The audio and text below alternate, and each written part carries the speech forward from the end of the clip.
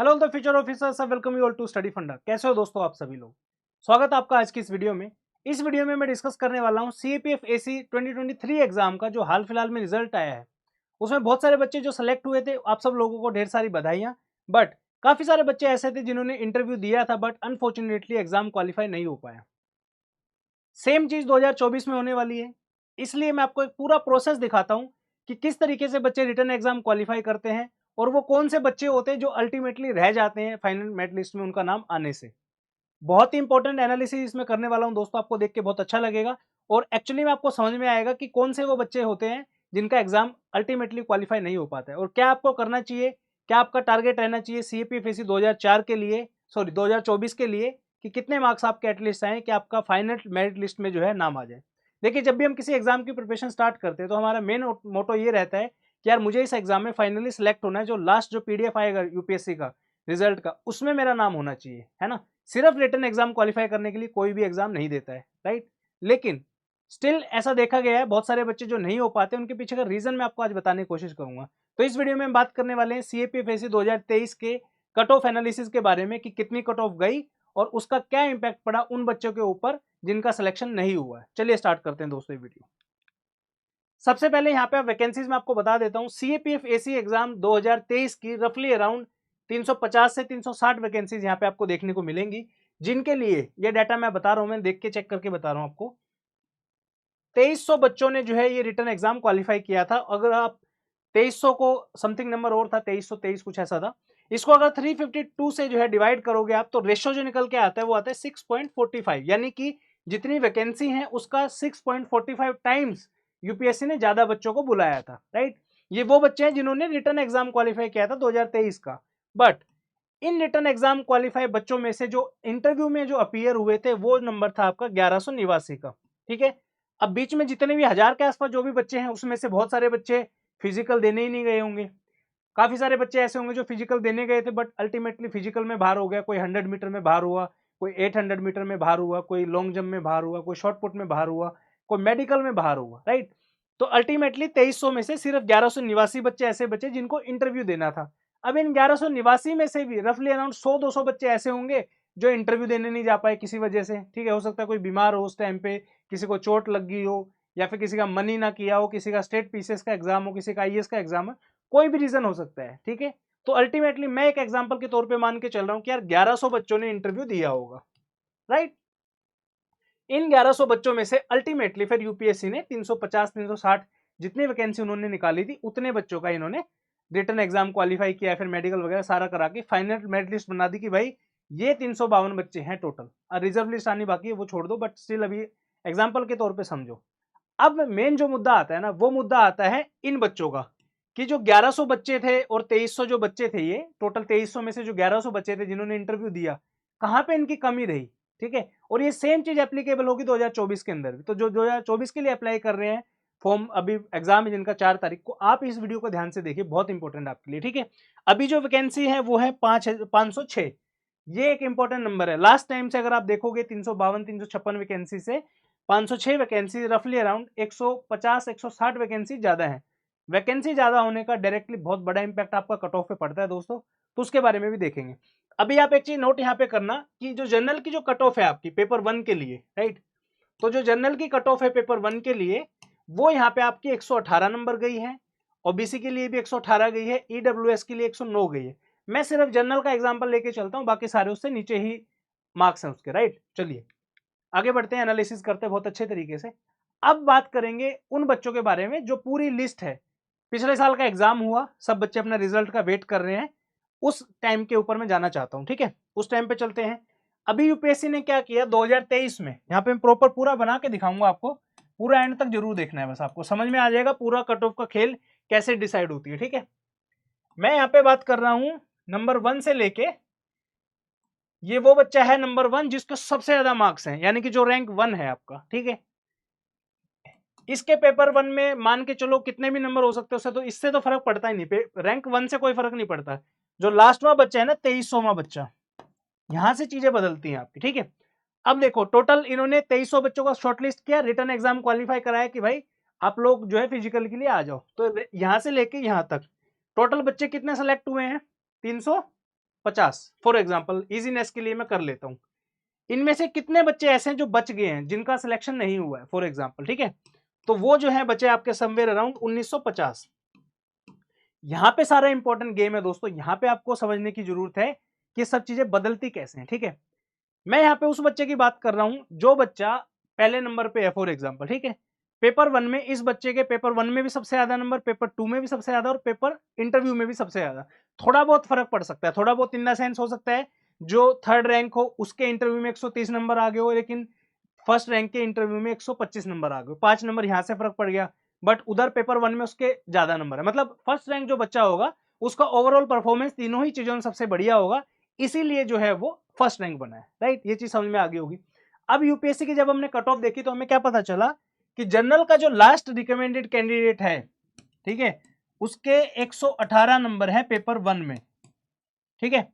अब एक चीज सोचने की है, मैं कह रहा हूं कि ये कंसेप्ट हटा दो आप जनरल ओबीसी का, सब सीधा मान के चलो कि भाई 350 के 350 बच्चे जनरल है। हालांकि जो अगर हम उस पर भी जाएंगे कैटेगरी वाइज जाएंगे तो और कम नीचे नंबर आएगा ये, लेकिन मैं कह रहा हूं उस चीज को भी छोड़ दो आप, सबको ही मान लो कि 1 से लेके 350 जो बच्चे हैं ना, ये सारे के सारे जनरल में है, ठीक है, फॉर एग्जाम्पल। अब समझना है यहाँ पे, 1 से लेके 350 बच्चे जनरल, 118 नंबर आ गए, ठीक है। लेकिन यूपीएससी ने कितने बच्चों को शॉर्टलिस्ट किया है? 2300 बच्चों को। यानी कि ये जो बच्चे हैं, ये वाली वो कैटेगरी के बच्चे हैं जिनके पेपर 1 में 118 नंबर नहीं आए, ठीक है। अब यहां से क्या पता चलता है, हो सकता है इनके 118 नंबर से ज्यादा आ गए हों, समझ रहे हो आप। मैं यहाँ पे नंबर लेके चल रहा हूं, फॉर एग्जाम्पल 400, 400वां स्टूडेंट ऐसा है जिसके पेपर 1 में 125 नंबर आ गए, राइट। 400वां बच्चा ऐसा है जिसके पेपर 1 में 125 नंबर आ गए। अब आप यहाँ पे कहोगे कि सर 118 पे तो लास्ट लगी है, 125 आए होते तो सिलेक्ट ना हो गया होता। नहीं, सिलेक्ट क्यों नहीं हुआ? पेपर 2 में इसके जो एवरेज स्कोर है जो 350 बच्चों का, उनका है 90 नंबर, इस भाई के आ रखे हैं 75 नंबर, यहाँ पे मार्क आ गए। उसके बाद रहा सा काम इसका इंटरव्यू में हो गया। इंटरव्यू में जो एवरेज स्कोर है मान लो 90 मार्क्स का है, वहां पे इसके मान लो 75 मार्क्स आए हैं, इसलिए ये बच्चा टॉप 350 में नहीं आ पाया, राइट। अगर ये टॉप 350 में होता, इसके इंटरव्यू में अगर मान लो 75 की जगह 100 नंबर होते, तो इसका रैंक ऊपर से बनता मान लो 340, यानी कि ये सिलेक्ट हो गया होता। और लास्ट जो है 118 का था, बट इसके 125 थे नंबर, तो ये उस रैंकिंग में ऊपर होता, राइट। तो ये मुद्दा है सारा का सारा। इसका डायरेक्ट इंपैक्ट क्या है वो मैं आपको बताता हूं। रिटन एग्जाम पिछले साल का, आप काफी बच्चे ऐसे होंगे, हालांकि कोई कमेंट नहीं करेगा, बट मैं एग्जाम्पल के तौर पर बता रहा हूं, ठीक है।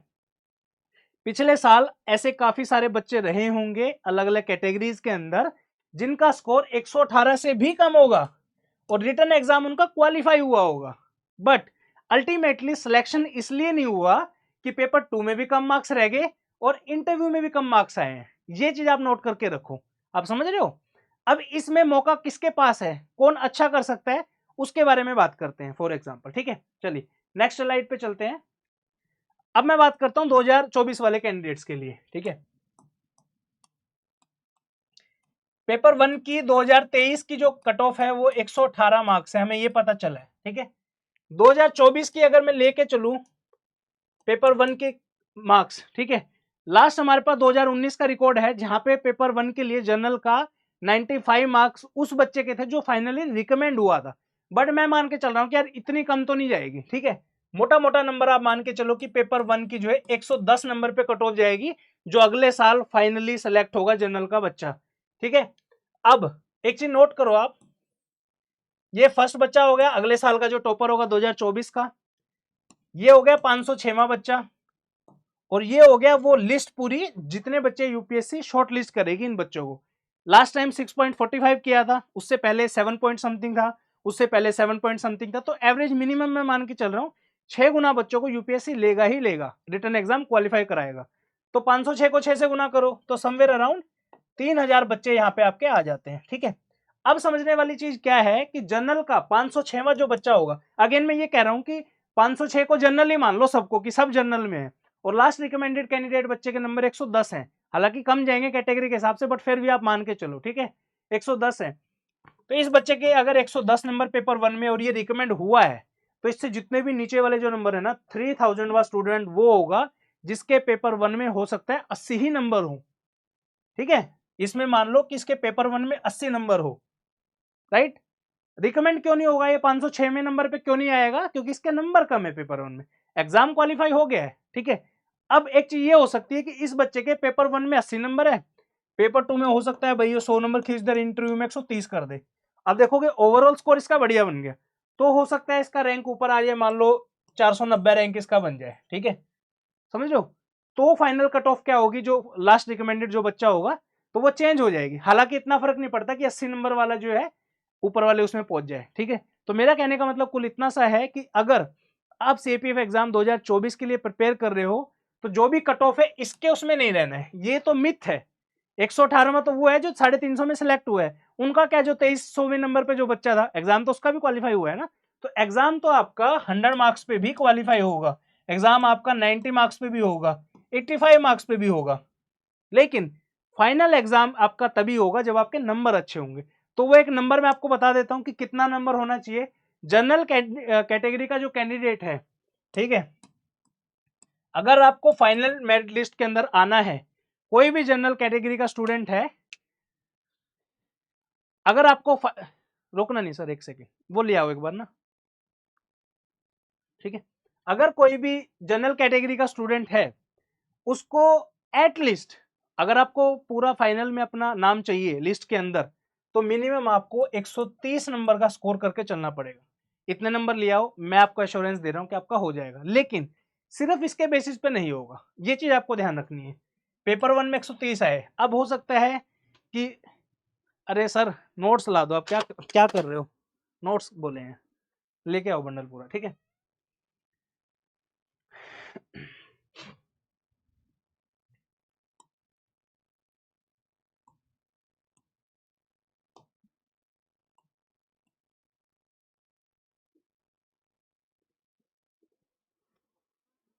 एडिट तो करनी है, ढंग पे कर लिया फिर एडिट। नो नो करे है। अरे नू करूँ था सारा नोट्स पड़े हुए, कट ऑफ बताने लग रहे, कट ऑफ इसमें देख तो ध्यान नहीं होगी। ना ना ना कट ऑफ कुछ नहीं, ठीक है, चल रहा है ना वो। अब मैं आपको बताने वाला हूं कि जनरल कैटेगरी के स्टूडेंट को कितने नंबर लाने हैं कि वो फाइनल मेरिट लिस्ट में सेलेक्ट हो जाए। और ये मान के चलो लास्ट 6-7 साल से मैं वीडियोस बना रहा हूं तो इतना एक्सपीरियंस है, इतने नंबर आप ले आओ, आपका सिलेक्शन शॉर्ट शॉर्ट हो जाएगा, कोई दिक्कत नहीं है आपको, ठीक है। सेफ स्कोर बता रहा हूं, ऐसा नहीं कि कुछ भी नंबर मार दिया आपने, ठीक है। जनरल कैटेगरी का स्टूडेंट है, अब देखो रिटर्न एग्जाम तो अगेन मैं आपको कह रहा हूं कि आपके 100 नंबर भी ले आओगे ना तो भी आपका हो जाएगा, बट आपका टारगेट ये थोड़ी ना कि मुझे 100 नंबर ले आया, मैं रिटर्न एग्जाम क्वालिफाई हो गया, भाग रहा हूँ, दौड़ रहा हूँ, फिजिकल दे रहा हूँ, मेडिकल दे रहा हूँ, अल्टीमेटली मेरिट लिस्ट में बाहर हो गया, ठीक है। वो काम तो नहीं है ना आपका। तो अभी से ये मान के चलो आप, अगर आपके 100 नंबर पे रिटर्न एग्जाम क्वालिफाई भी हो रहे हैं, कोई फायदा नहीं आपका फिजिकल देने का, मेडिकल देने का, क्योंकि अल्टीमेटली आपको लिस्ट से तो बाहर ही होना है, समझ रहे हो आप।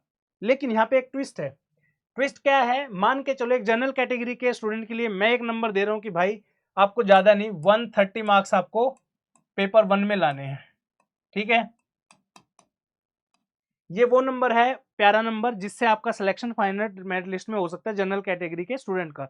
लेकिन एक कंडीशन और आ जाती है इसमें, दो छोटी छोटी, आपका पेपर 2 का भी स्कोर बढ़िया होना चाहिए। ऐसा नहीं कि आप 60 नंबर ले आए, 60 में नहीं होता कुछ, कम से कम आप मान के चलो कि 90 मार्क्स आपको पेपर 2 में लाने हैं। इसका रेशो बदल सकता है, यहाँ पे 80 लिया तो यहाँ 140 कर लो, एटलीस्ट इसको कंपैरिजन में रखना है। मतलब यहाँ पे अगर आपके 125 आ रहे हैं तो यहाँ 95 कर लो, 120 आ रहे हैं तो यहाँ पे 100 नंबर कर लो, ये रेशो रहना चाहिए, ठीक है। साथ में इंटरव्यू में अगर आपके 90 से लेके 100 मार्क्स तक आ जाते हैं तो जनरल कैटेगरी का स्टूडेंट 110% सेलेक्ट हो जाएगा। नंबर जोड़ के देखते हैं कितना हुआ, ठीक है। 130 और 90 210 प्लस में ये 90 हो गया यहाँ पे, और 100 मान लो, 310 के आसपास हो गया, ठीक है। 310 नंबर अगर आप ले आते हो, ठीक है, 310 से और थोड़ा बढ़ा लो इसको, 310 से 320 नंबर अगर आप ले आते हो तो 200% श्योर शॉट आपका सिलेक्शन CAPF-AC 2024 के अंदर आ जाएगा। अब ये आपको देखना है कि यार मैं 320 नंबर में लाऊंगा कैसे, जनरल कैटेगरी का मैं स्टूडेंट हूं, ठीक है। हो सकता है आपकी स्ट्रेटेजी ये हो कि यार मेरे पेपर 2 में 90 नंबर नहीं आ सकते, कोई दिक्कत नहीं है, लेकिन पेपर 1 में तो आप इंक्रीज कर सकते हो, राइट। तो यहाँ पे नंबर बढ़ा लो अपने, ठीक है ना। तो ये शॉर्ट शॉर्ट मान के चलो 310 320 नंबर अगर आपके आगे 200% आपका नाम फाइनल मेरिट लिस्ट में हो जाएगा। लेकिन पेपर 1 और 2 का यहाँ पे 210 का स्कोर आया था, मैं ये कह रहा हूँ 280 पे भी आपका रिटर्न एग्जाम क्वालिफाई हो जाएगा। लेकिन क्या आपको लगता है कि 320 तक पहुंचने के लिए 280 का स्कोर, सॉरी 180 का कितना हुआ है, 210, सॉरी पेपर 1 और 2 का जो स्कोर है आपका 210 का आ गया। अब मैं कह रहा हूं कि फाइनल मेरिट लिस्ट में आने के लिए आपको 320 लाने हैं फॉर एग्जांपल, ठीक है। क्या आपको लगता है कि आप 110 नंबर इंटरव्यू में ला सकते हो? थोड़ा सा ह्यूमनली पॉसिबल नहीं लगता है, आ जाते हैं ऐसी बात नहीं है, बट थोड़ा सा टफ है। तो यहीं पे गेम बचता है कि जिस बच्चे के 210 पे रिटर्न भी क्वालिफाई हो गया ना, फाइनल मेरिट लिस्ट से बाहर हो गया, रीजन भी 320 नंबर उसके नहीं बने टोटल, क्योंकि इंटरव्यू में कम नंबर आए, हो सकता है 90 नंबर आए, तो आप सारे ही 300 तक ही पहुंचे, पर स्कोर चाहिए था 320 का। इसीलिए वो बच्चे जिनका स्कोर ज्यादा भी, आपने देखा होगा बहुत सारे बच्चे ऐसे होते हैं कि सर मेरे तो 150 बन रहे थे पेपर 1 में, बट लास्ट जनरल का जो रिकमेंडेड है उसके 118 नंबर है, बट मैं मेरिट से बाहर हूं। आप मेरिट से इसलिए बाहर हो, पेपर 2 में आपका अच्छा स्कोर नहीं है और इंटरव्यू में भी आपका अच्छा स्कोर नहीं है, ठीक है। या हो सकता है कि एक में ऐसा हो गया हो कि भाई, क्योंकि कुछ बच्चे ऐसे भी होंगे ना जिनका कट ऑफ से सिर्फ 2 नंबर 3 नंबर कम रहा होगा, तो ऐसा है कि ओवरऑल आपके पूरे नंबर नहीं बने, इसलिए आप मेरिट लिस्ट से बाहर हो, हालांकि स्कोर आपका फिर भी ठीक ठाक है, ठीक है। तो ये एक जो है रीजन रहता है। अभी अगर मैं बात करूं तो एग्जाम में आपके रफली अराउंड बाकी हैं 20 दिन, ठीक है। उम्मीद करता हूं बहुत अच्छे से आपकी रिवीजन जो है होगी। प्लीज रिवीजन के ऊपर ध्यान दीजिए, एक एक नंबर आपका मैटर करता है। इन 20 दिनों में आप डेली 10 घंटे पढ़िए, 200 घंटे का आपके पास टाइम है, बहुत अच्छे तरीके से इस टाइम को यूटिलाइज करना है। उम्मीद करता हूँ रिवीजन आपकी बहुत अच्छे से चल रही होगी। अगर किसी भी सब्जेक्ट में आपको रिवीजन का इशू है कि सर मैंने तो ये सब्जेक्ट नहीं पढ़ पाया, या ये मेरा रिवाइज नहीं हुआ, बहुत बड़ा लग रहा है सिलेबस, कैसे क्या करना है, तो स्टडी फंडा के ये प्यारे प्यारे नोट्स आपके आते हैं। इन नोट्स के थ्रू आप अपना सिलेबस सारा रिवाइज कर सकते हो। सिर्फ और सिर्फ आप देखोगे अगर इसमें ज्योग्राफी और आपकी जो साइंस है, इन दो बुक्स में 150-160 पेजेस है, बाकी पॉलिटी हो गया, हिस्ट्री हो गया, सिर्फ 100-110 पेजेस में है, और that too in the beautiful diagrams, बहुत इजीली जो आप इन सबको अच्छे तरीके से कवर कर सकते हो, ठीक है। वापस आते हैं टॉपिक के ऊपर। तो उम्मीद करता हूं ये चीज आपको समझ में आई होगी। एक नंबर अपने दिमाग में रखो कि मुझे ओवरऑल जो है 320 नंबर लाने। हाँ बाय द वे, 2023 के अंदर का अगर आप स्कोर देखोगे 325 नंबर गया है फाइनल, यहाँ पे आप देखो नंबर, ठीक है। तो नेक्स्ट ईयर ये ऑब्वियसली 150 वैकेंसी ज्यादा है, तो रफली अराउंड जहां तक मेरा आइडिया है 310 से लेके 320 के बीच में ही रहेगा। समझ रहे हो आप, ये चीज है। दो चीजों के ऊपर डिपेंड करता है, पेपर कितना टफ आ रहा है। अगर पेपर बहुत ज्यादा टफ आ गया तो ये नंबर 300 से भी नीचे चला जाएगा, 290 280 तक भी, ठीक है। पेपर की टफनेस के ऊपर भी डिपेंड करता है, बट फिर भी मान के चलो यार ओवरऑल मुझे 310 या 320 नंबर लेके ही आने, नहीं तो मेरा सिलेक्शन नहीं होगा। अगेन लास्ट थिंग एक और बोलूंगा, this is the last chance. ये एक ऐसी गोल्डन अपॉर्चुनिटी है जिसमें आपका सिलेक्शन कम मार्क्स पे हो सकता है। 2022 की अगर मैं आपको बात बताऊं ना, जो 325 लिखा हुआ है, 345 नंबर थे यहाँ पे। अगर आप ला सकते हो 2025 में, रिस्क ले लो, कोई दिक्कत नहीं है, नहीं तो कोशिश करो 24 में ही पेपर निकालना है, कैसे तैसे करके, वो आपको देखना है। 20 दिन है, जुट जाओ पढ़ाई में, अच्छे तरीके से लग जाओ, और सब कुछ जो है दांव लगा दो अपना पूरा जिंदगी का, क्योंकि ऐसा मौका दोबारा नहीं आता कभी। वैकेंसी भी सीआईएसएफ में 100 के आसपास है, बढ़िया अपॉर्चुनिटी है, ठीक है। चलिए थैंक यू सो मच, मिलते हैं नेक्स्ट वीडियो में, तब तक के लिए थैंक यू सो मच, जय हिंद। चैनल को अभी फॉलो करके जाइए, सब्सक्राइब करके जाइए, ऐसी बहुत कम वीडियोस जो हैं लोग बनाते हैं, आपके लिए बना रहे हैं, तो प्लीज थोड़ा सा प्यार तो दे दो यार। Bye bye.